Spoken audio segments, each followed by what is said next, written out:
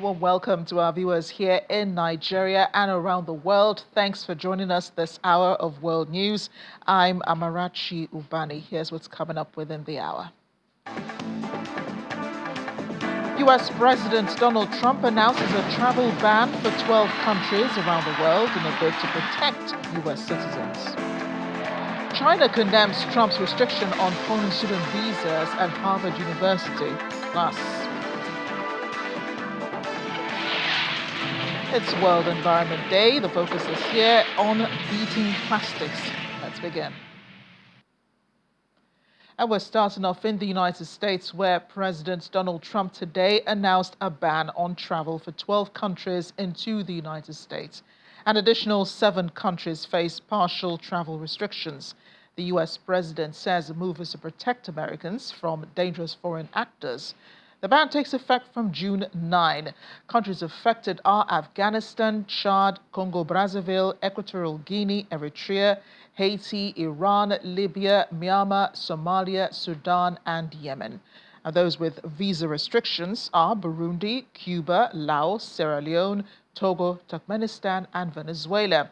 The White House travel ban shows lessons learned from 2017 and is more legally robust, according to experts in the U.S. Immigration law at a university in the country. But experts also say that the ban is likely to end up in court, just like in 2017. We will not let what happened in Europe happen to America. That's why on my first day back in office, I directed the Secretary of State to perform a security review of high-risk regions and make recommendations for where restrictions should be imposed.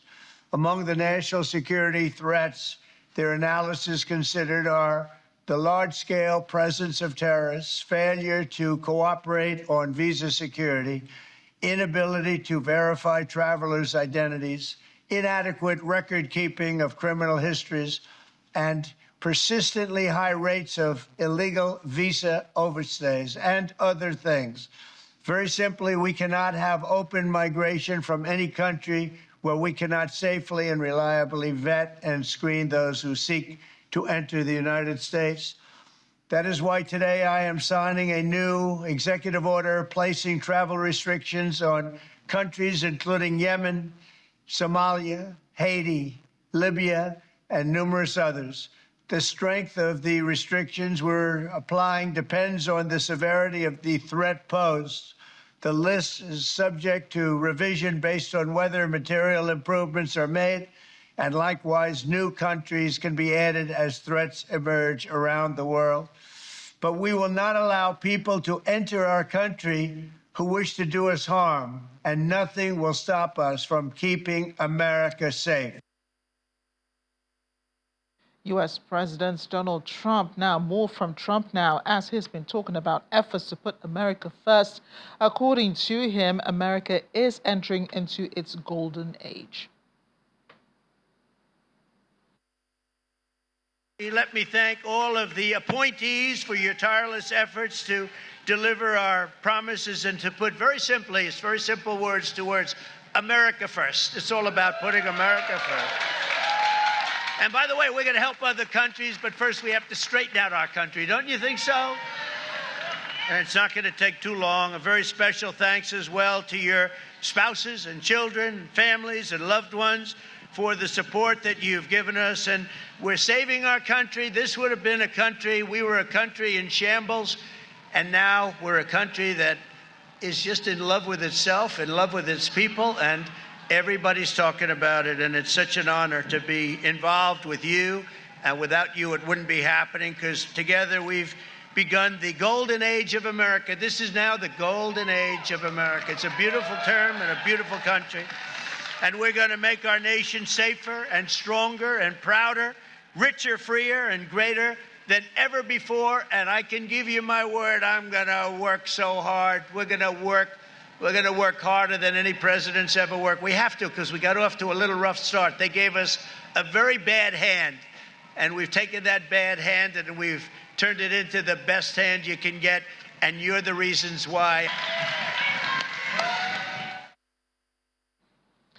U.S. President Donald Trump again joining us now from New York to discuss the new country's travel ban by President Donald Trump. His immigration lawyer, Dayo Shotinwa, of course, is in New York. Dayo, thank you for making time for us today. I know this announcement may have come as a surprise to a lot of people, but to some people, they probably were expecting it. The president says he wants to protect Americans from dangerous foreign actors. You've been an immigration lawyer for as long as I can remember. What do you make of this? Thank you for having me. Considering the policy of this present government, of President Donald Trump, there's been a huge crackdown on immigration, most especially for undocumented immigrants coming into America. And one point that must be made is that the opinion poll supports President Donald Trump on this policy. The last opinion poll that I followed shows that 56% of American want undocumented immigrants removed or deported to their home country. This is a shift from 36% in 2016 under President Biden. Regarding actors of people of different background, most especially referring to gangbangers or people that belong to MS-13. There's been a upward movement of removal of people of questionable character to countries like El Salvador, although my own position is that due process must be followed. Human dignity and respect for all humans are standards that we uphold, that I believe a democratic society should uphold. And that is what I believe, that due process must be followed regarding any form of removal. So this is a type of crackdown, on travel to the United States. He's imposing a travel ban. It's not the first time we've seen this happen before. I mean, Trump did this, something similar during his first term as president. He announced that was a Muslim ban because many of the countries that were listed were countries where you have majority Muslim people. But now you have people from all over. I mean, this ban, the 12 countries involved, and then countries where you have visa restrictions. That is a lot. When you have to look at the disruption that this would cause for many of these countries, where a lot of people already have their visa applications in process. Yes, the proclamation came last night. I was reading some of the text of the proclamation as of this morning. It shows that 12 countries were given a total travel ban. 7 of them are in Africa. On another set of other countries were given partial travel ban, which 3 of them are in Africa. And this is the second time this is happening under the President Trump first term. We witnessed something similar, like you rightly said, the Muslim ban. This one, basically, these 12 countries, I think the reason that was stated in the proclamation were basically bad actors, visa overstays, people that do not have the national interest of the Americans in their mind or in their views. Those are the things that they raised. They also raised issue regarding the partial ban, which affect 3 African countries, I think notably among them Sierra Leone, Togo, and one other country, which I can't really pick up right now. But that being said, the partial ban, basically they exempted some people. So they exempted lawful permanent residents, they can still travel in. They exempted people that have visas. Regarding pending visa applications, I'm not clear on that. I'll still need to read the text further to give a better opinion regarding that. But this is all part of the policy of this present administration. It is a very strict immigration policies, which has actually changed the trajectory of immigration law as it has been known in the United States. Is this a ban that can be reciprocated? just like the tariffs? Yes, I believe that each country is independent, is a sovereign nation. They're entitled to make their laws according to how it suits the citizens and their people. So each country is a sovereign nation. If a sovereign nation decides to enact a law or make a directive or an executive order retaliating to this position, there is nothing wrong in that. Each independent country is sovereign, and it's independent of any um, foreign influence or foreign interference in their internal system. So it is something that it is foreseeable. It could be retaliated against the United States from a foreign nation as well. As long as my own position is that due process and the rule of law is followed. What about other backlash do you think can result from this announcement? Because I know the countries are already reviewing possibly their relations with the United States. I mean, the countries on this list, Afghanistan, for one, America only withdrew forces from the country about 3 years ago, although haphazardly. Thanks to the Biden administration, which eventually apologized and took responsibility for that. But you also have to consider that America does have interests in these countries. These are countries where you used to have American organizations and agencies present. What does this say about, America's policy towards Africa? What do you think that people should read from this? The present political climate in the United States is not the normal political climate that we've witnessed for a number of years. However, I must state that the American people voted for President Donald Trump. He has the mandate of the people. He won the popular vote. He won the electoral college, and he also won all the battle states, all the battleground states. So he has the mandate to carry out the wishes of the American people, which I believe that is the reason behind all these policies that he's taking. So he has the majority behind him. However, that being said, um, the world is a global village. There's a lot of connectivity, a lot of partnership going on, a situation whereby a country wants to like isolate themselves or disrupt the normal world order. It's not going to be in the benefit in the long run for that country. So I generally believe that policies, laws regarding immigration should be directed in a way that shows human dignity, respect for human life, and due process of the law. Dayo Shutinwa, thank you so much for speaking with us on The World Today. Thank you for having me. Well, President Donald Trump has been on a banning spree this week. The next target for visa bans is foreign students at Harvard. Hours ago, President Trump suspended an initial 6 months the entry of foreign students seeking to study or participate in exchange programs at Harvard University.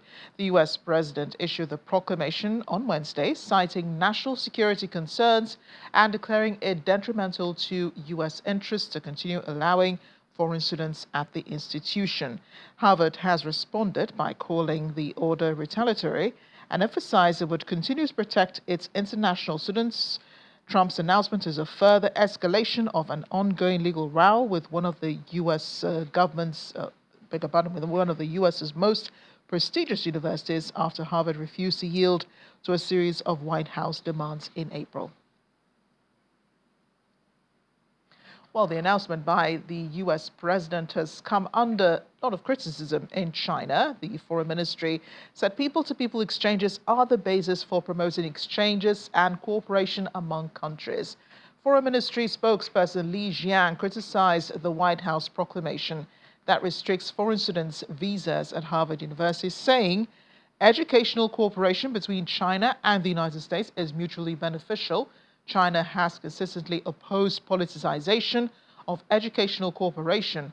The U.S. approach will only damage the image and international credibility of itself. China will firmly safeguard the legitimate rights and interests of overseas Chinese students and scholars. China has also condemned the latest tariff hikes on steel and aluminum products imposed by President Donald Trump and warned of impact on global supply chains. Trump doubled tariffs on steel and aluminum products from 25% to 50%, and the new tax that affect materials used in car manufacturing took effect on Wednesday. He said the measures were intended to protect America's steel and aluminum industries from unfair trade practices and global overcapacity. In Beijing, spokesperson for the Commerce Ministry criticized the move, saying that China urges the U.S. to respect economic laws, abandon zero-sum thinking, and work with other countries to safeguard a rules-based multilateral trading system. Tensions have further escalated between the U.S. and China as the Trump administration issued AI chip export control guidelines, stopped the sale of chip design software to China, and threatened to revoke visas of Chinese students. China has blasted the U.S. for violating the agreement at trade talks in Geneva and vowed to take countermeasures. Welcome back. A deadly crowd crush outside the M. Chinnaswamy Stadium in India's southern Bengaluru city on Wednesday left at least 11 people dead, more than 30 others injured. Most of the victims, including young students, were trampled upon or suffocated after getting caught in crowds that swelled beyond control. On Wednesday, cricket fans were packed inside the Indian stadium, celebrating a long-awaited victory of their royal challengers. Bengaluru cricket team. By late afternoon, tens of thousands of more began moving towards the stadium where the team was being felicitated by state authorities. It had on Tuesday finally won the final of the Indian Premier League, the world's most popular T20 cricket tournament, after 18 years. Joyful crowds had poured into the city streets all night. Some fans scaled over stadium gates and outer walls. Others tried to break the metal gates. Soon people began falling on each other. Cricket is followed by hundreds of millions of people in India. It draws record television and digital viewership. For decades, it's also been a critical part of India's global brand. For many fans, catching a glimpse of their favorite cricketer is no less than a dream come true, even if it means risking their lives. It is World Environment Day today. This year's theme is Beat Plastic Pollution. Reports show that microplastics are now in almost everything that exists on Earth, including the human brain, and scientists warn that by 2040, plastic leakage to the environment is predicted to grow by 50%, and that pollution creeps into what we eat, the water we drink, and even the air that we breathe. In his message for World Environment Day, UN Secretary General Antonio Guterres said, "Plastic waste clogs rivers, pollutes the ocean, and endangers wildlife. And as it breaks down into smaller and smaller particles, it infiltrates every corner of the earth, from the top of Mount Everest to the depths of the ocean, from human brains to human breast milk. Yet there is a movement for urgent change. We are seeing mounting public engagement." He also adds that steps towards reusability and greater accountability and policies to reduce single-use plastics and improve waste management have already been taking place, but they must go further. World Environment Day is celebrated every year on June 5. The celebration started in 1973 and is led by the United Nations Environment Program. This year's World Celebration happens in the Republic of Korea, which is the host for World Environment Day. Staying with the environment, the temperatures are rising in the Pakistani city of Jacobabad, where people have come to anticipate sweltering summers. It doesn't make it any easier. The city in Pakistan's Sindh province regularly suffers under temperatures of more than 45 degrees Celsius, sometimes over 50 degrees. Workers in the market try to protect themselves from this extreme weather with head coverings. They still have to work, though, because there are bills to pay. Water supply problems and regular power outages make keeping cool a challenge for many. Buying ice might seem like a good solution, but those vendors sometimes also struggle to keep up with the demand, probably because of the weather. Health and environment experts say the people need to find ways to protect themselves from weather or face terrible health consequences. Let's talk about the World Environment Day. Joining me now in the studio is a Group Managing Director, S&P Media Group. He's also a naturalist and member of the 1 Million Trees Initiative. Ugoke is here in the studio with me. Thank you for joining us. Thank you, Barachi, for having me. Yeah, and I find it interesting that you said you are a naturalist. I understand a naturalist to be an expert or a student of natural history. So in the sense that this is World Environment Day, how do you see the world? I think looking at it from a naturalist point of view, we have lost the world. Yes, we have lost the world. Let's stop and ponder. I don't know how the Muslims describe the relationship between man and God, but the Christians tell us that the height of God's creation is man. And the Holy Book goes ahead to tell you that man was even made in the image of God. Amarachi, let me ask you, man is biodegradable. The best thing that God made is biodegradable. Well, true, because when you bury a body, after a while, you just have skeletons and bones. That's it. Mm-hmm. So that tells you that God's intention is for nature to be cyclical. You come, you go, you decay, and you go on and on. We have got ourselves where we are today because 80% of what we do is, we find ourselves in a plastic world. Everything is plastic. Right. Even our lifestyle is plastic. So from the angle of a naturalist, if you ask me, are there dangers ahead? No, there are no dangers ahead. We live in those dangers now. We have lost the world the way God intended it. So we need to fight to get nature back. Because nature is actually fighting back. Okay, so we do understand how nature is fighting back. I mean, we've seen the floods in Mokwa, we've seen, climate change happening around us. But it's a good thing you point to plastics and you say that, we're actually living, in plastics. And the UN Secretary General says, the plastics have gotten even into the human brain. That is scary, isn't it? It is even more scary because if you look at the patterns we have now in health problems, we've gone beyond malaria. We've gone beyond hypertension. Today, it is difficult for you to hear that 10 people have passed and maybe 5 or 6 of them is not because of cancer.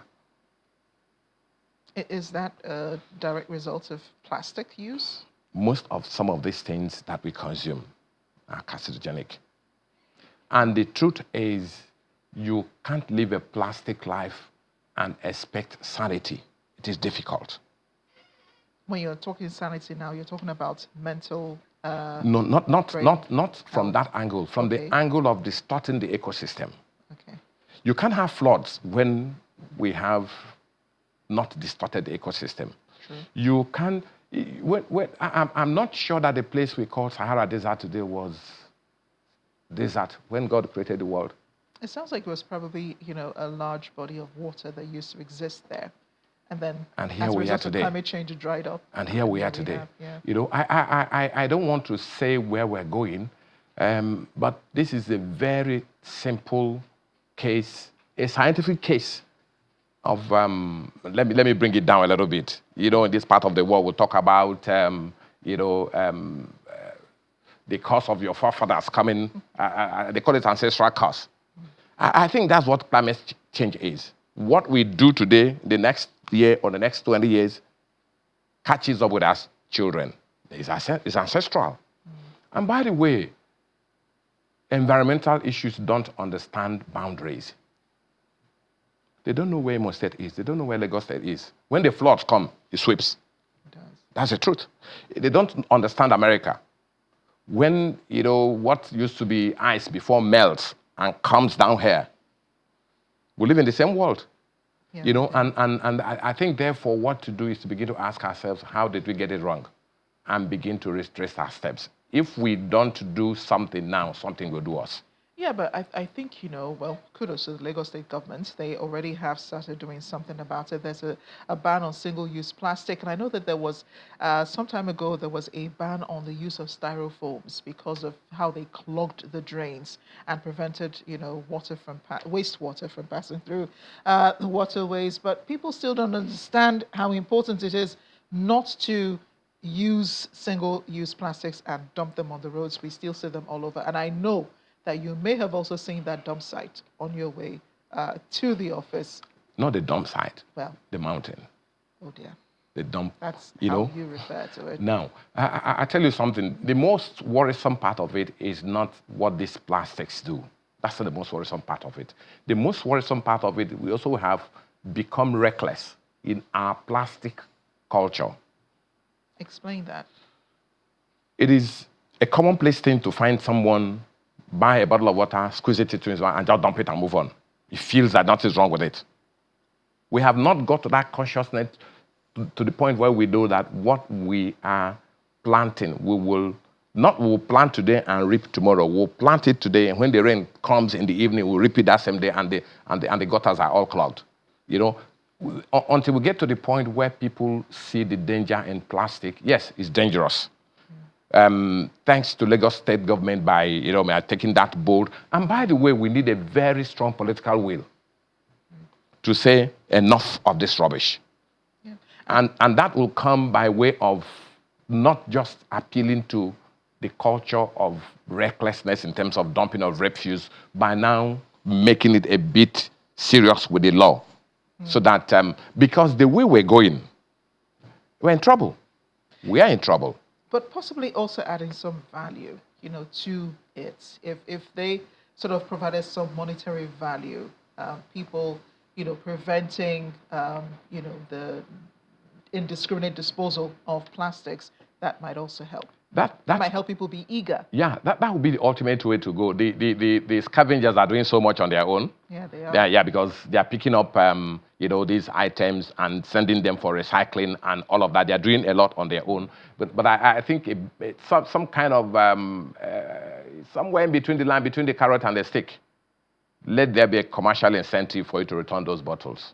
Yeah. If you still refuse to return it, you get the stick when the carrot fails. For those that advocate the use of paper, which is returning now, I mean, we're seeing that in some supermarkets, they're using papers as shopping bags now. There are also restaurants where you go to and, they use paper plates and paper spoons and paper straws and all of that. This was what we used to use before the plastics came, and we found plastics to be, to last longer and to be reusable, right? So we're going back once again to using something that could also still affect the environment, because the use of paper entails that we might have to cut down more trees to produce those papers. So we are sort of in an unending cycle. Now, I'll tell you something. We used to live in the world of papers. We used to cut down so much of them. Mm-hmm. But I tell you, the trend in cutting down trees will be going down. You know why? Why? Because we live in a digital world. Sure. Less people write letters now. You send emails. You know what I mean? Yeah. Less people take notes now. Life, in fact, the digital life has taken down 60% of the need we have to make paper and to cut down trees. Now, but again, that brings me to the fact that if we understand that life is cyclical, and we will have, whichever way you go, it is easier to grow a tree, cut down some, than to use plastic and endanger your life. And by the way, that's the whole idea of the World Environment Day. Every year, for the 1 Million Trees Initiative, we try to plant a bit more trees. And let me ask you, Amarachi, we talk about the population of Nigeria, the population of Lagos and all of that. It depends on which figure you want to use. It depends on who's using it. At times you hear 20 million, at times you hear 25 million, at times you hear 18 million, but it doesn't really matter. But let's say, for the sake of argument, let's use 20 million. I don't know if you know what will happen if it becomes mandatory for everybody who lives in Lagos to plant 1 tree every year. Oh. Mandatory. Let me tell you what will happen. It means that in a year, you will have 20 million trees planted in Lagos. If that policy continues, in about 10 years, I can assure you Lagos will be more like Garden of Eden. Yeah. I can assure you. You know what 20 million trees is? Multiply it in 5 years, that's about 100 million trees. When you fly across Lagos, you will think you are in one resort. And I think the environment will begin to come back to what it used to be. You're going to have a cleaner environment, safer oxygen to breathe in, and it comes close to what God intended for us. But that's not where we are. So every year we keep planting, we keep encouraging, and if we don't do that, whatever it is that will cut down to take care of the packages that we're talking about would take us down the drain. Yeah, but you've been planting trees for as long as I can remember. You've been part of the 1 million trees initiative. And I know that last year we had representatives of the initiative here in the studio as well, talking about, tree planting and the importance of having that. Many Nigerians wonder, how long does it take for one tree to grow? Before we begin to see, how long does it take before we begin to reap the benefits of having planted trees? I mean, can we really wait 5 years? I can tell you that one sure way of arriving a journey is to get started. You can't arrive a journey that you never started. Today, before we planted somewhere in Magodo Isheri, for instance, we did a trip round the ones we planted in 2021. They are taller than me and you put together today. Okay. The ones we planted in Omole Phase 1. And by the way, when we plant these trees, we give them names. Yeah, we give them names. You do? Yes. If you were there today, you probably have planted Amarachi. And I'm sure that by the time you come back the next 2 years, you'll see how tall Amarachi would have grown. Oh, geez. We speak life into them. That's just a bit of being a bit creative about it. But between me and you, trees that are planted today, the next 1-2 years, you won't know them. And if we continue to do it like that, it doesn't take forever for trees to grow. Okay. So finally, how do we live safely with plastics? We have said, they're dangerous and all that, but it's inevitable. We still have to live with plastics for a while. How do we safely do that? Many things to do. Many things to do. The starting point is for us to raise the consciousness of the fact that plastic is not just dangerous. Plastic is a demon. Take it from me. Plastics are demons, and they are here. If you don't understand how bad something is, you won't wake up to that reality. So that's the first thing to do. For everybody, NGOs, government, ministries of environment, at the state level, at the federal level, to begin to tell us and let us understand that this is danger, not waiting to happen, but the danger is here. That's the first thing to do. The second thing to do is what you had said earlier. Let's introduce the carrot and the stick. Right. That's the second thing to do. The next thing to do is to step up recycling, not for single-use plastics, for PET bottles and all of that. Let's begin to recycle these plastics so that we introduce less into the environment and recycle what we have. And ultimately, what to do about plastics is to go back to nature, go back to paper, go back to using leaves to wrap some of those things. It makes us look original. It makes us look indigenous. It makes us look healthy. And I'm sure that looking up from heaven, God will be happier with us. I think so. Yeah, and it also might make food taste better. I think so. Yeah. I think so. Yeah. Thank you so much, Ugo, for enlightening us again today. Our responsibility towards the environment. We appreciate your joining us on Thank the you so much for having me.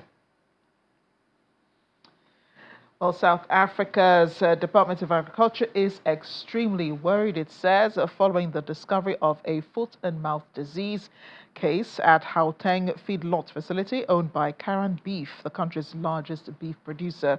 The detection has raised serious concerns about the potential spread of the disease, with the government warning that other producers, particularly those with less stringent biosecurity measures, could also be at risk. Our South Africa correspondent, Innocent Samosa, has more. Foot and mouth disease, or FMD, is a highly contagious virus disease that affects cloven-hoofed animals such as cattle, pigs, sheep, goats, and some wildlife like buffalo and antelope. It is caused by the foot and mouth disease virus, FMDV. In a country like South Africa, with a significant agricultural sector, an FMD outbreak can disrupt meat exports, threaten food security, cause financial losses to farmers and the economy. Pepeneneng Serage, Deputy Director General of Agricultural Production, Biosecurity and Natural Resources Management in the Department of Agriculture, says if a biosecure establishment such as current beef could get FMD, others that are less biosecure are in danger. But what immediate steps is the department taking to assess and strengthen biosecurity protocols across others less? Serage explains.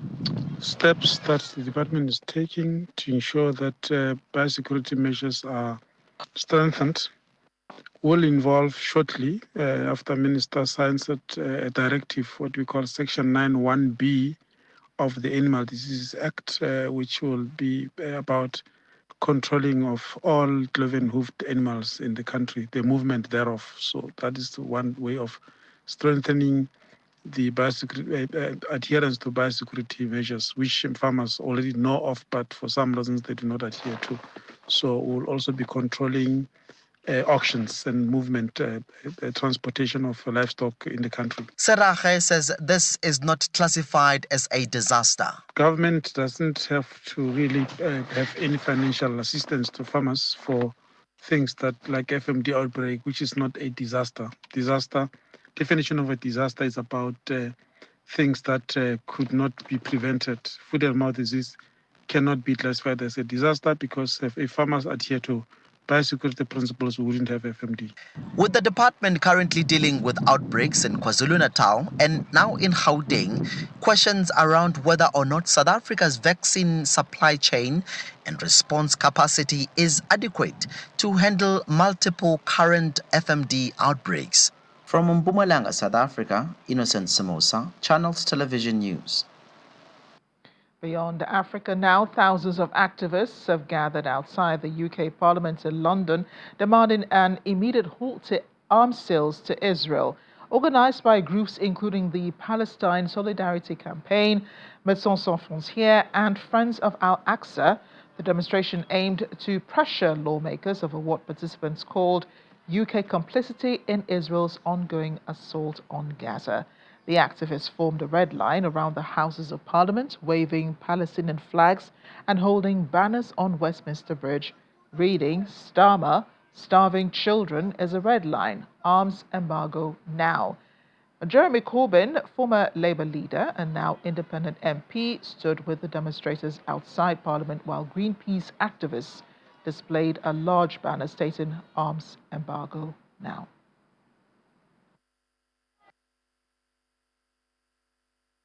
But unfortunately, it seems many of them, most of them, the majority, are unable to see the red line that Israel continuously crosses. There seems to be no red line for Israel. How many Palestinians have to die? How many children have to die? How many people have to die of hunger for the government to take action, for the government to stop arming Israel? So our call here, as you can see, thousands of people on a weekday have surrounded Parliament for our demand to stop arming Israel. So look, we are here today bringing a physical red line to Parliament because Keir Starmer and his government seem to be unable to locate their red line.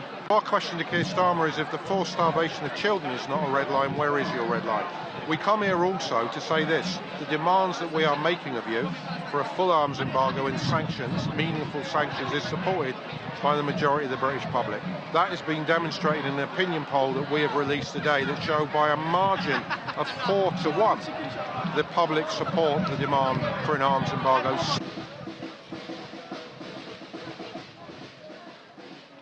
And the United States has vetoed a United Nations Security Council resolution calling for an immediate, unconditional and permanent ceasefire in Gaza, while the 14 remaining countries on the Council voted in favor. The vetoed resolution also called the situation in Gaza catastrophic and demanded the immediate and unconditional lifting of all restrictions on the entry of humanitarian aid into Gaza and its safe and unhindered distribution at a scale including by the UN and humanitarian partners. It was the 5th time that the U.S. has vetoed a Security Council draft ceasefire resolution, in order to protect Israel. Washington vetoed a similar resolution in November under the Biden administration on the grounds that the ceasefire demand was not directly linked to the immediate and unconditional release of all hostages held by Hamas. The text was co-sponsored by Algeria, Denmark, Greece, Guyana, Pakistan, Panama, South Korea, Sierra Leone, Slovenia, and Somalia. Russia, China, and France and the UK also voted in favor. The U.S. opposition to this resolution should come as no surprise. It is unacceptable for what it does say. It is unacceptable for what it does not say. And it is unacceptable for the manner in which it has been advanced. The United States has been clear. We would not support any measure that fails to condemn Hamas and does not call for Hamas to disarm and leave Gaza. In recent months, Hamas has rejected numerous ceasefire proposals, including one over the weekend, that would provide a pathway to end this conflict and release the remaining 58 hostages. We cannot allow the Security Council to reward Hamas's intransigence. After all, it was Hamas who started this brutal conflict on October 7th, 2023. The United States has worked tirelessly with Egypt and Qatar to bring an end to this horrific conflict for the sake of the region's people. They want a path forward with opportunity and the prospect of a better tomorrow. Israelis yearn for a future where they aren't threatened by daily rocket barrages and other acts of terrorism. Palestinians deserve an opportunity to rebuild their lives, free of Iran and the influence of its insidious terrorist proxies. Rather than push forward a resolution that unjustly rewards terrorism, undermines negotiations, and allows Tehran to continue fomenting instability, let's instead demand that Hamas surrender, disarm, and leave Gaza forever, for the sake of all the region's people. I shall put the draft resolution to the vote now.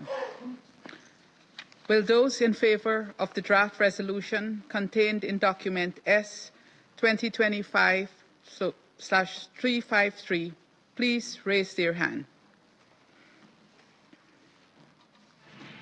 Welcome back, and we're continuing our tour in Australia, where prosecutors say the woman accused of poisoning her relatives with beef Wellington documented herself using kitchen scales to calculate a lethal dose of the toxic mushrooms. The prosecutor suggested that photos found on her phone showing wild fungi being weighed depict her measuring the amount required to kill her guests. Erin Patterson has pleaded not guilty to killing 3 people and attempted to murder another at her home in July of 2023. The 50-year-old says she never intended to hurt them. Ms. Patterson told the court she had likely taken the photos in question, but said she did not believe the mushrooms in them were death caps. A senior staffer in New Zealand's Prime Minister's office has resigned after being caught secretly filming women and recording audio of sex workers. Michael Forbes, who served as a deputy press secretary to Prime Minister Christopher Luxon, offered his sincerest apologies to the women he's harmed. Local media reported that the scandal broke after a woman discovered that Forbes' phone had been recording audio while he was in the shower. His phone was later found to contain more photos and videos of women as well as audio recordings of his sexual encounters. Local media also reported that there were images of women at the gym and in the supermarket, as well as 4 videos of women in their homes with the footage apparently taken from a window. Prime Minister Luxon said Forbes' case came as a shock, and he had zero tolerance for any behavior that makes women or anyone feel unsafe. 3 Maori members of Parliament in New Zealand have been suspended after performing a haka in Parliament during a sitting last year. A member of Parliament, Hannah Rawiti Maipi Clark, led the protest in opposition to the Treaty Principles Bill, seeking to change the interpretation of the country's founding treaty. New Zealand's Parliament has voted to suspend Ms. Maipi Clark from Parliament for 7 days, while her party's co-leaders face 21-day suspensions. The bill has since been rejected, but the incident ignited nationwide outrage on Indigenous rights, with more than 40,000 people protesting outside Parliament during a reading in November of last year.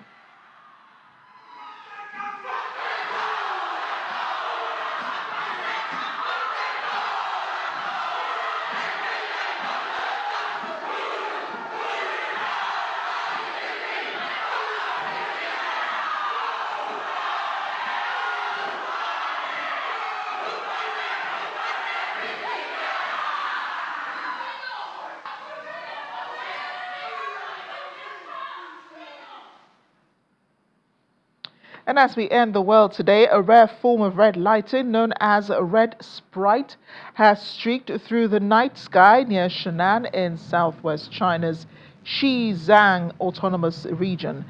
Well, we're looking at footage captured by 27-year-old Chinese astrophotographer Dong Shuchang, showing the phenomenon above the area of high elevation on the Tibetan plateau. The award-winning astrophotographer says he found himself in a viewing spot in a sunken area on the mountain ridge with an elevation of more than 5,000 meters. He pointed his camera directly to the south, claiming he had checked the weather beforehand and was sure that him shooting would not be affected by too much cloud. In 2021, Mr. Dong became the youngest winner of the Royal Observatory's Astronomy Photographer of the Year with his image, The Golden Ring, which captured a solar eclipse. However, agencies are unable to independently verify the exact location or even the authenticity of the footage. But he got this one for us to see. Thanks for watching The World Today. I'm Amarachi Ibrahim.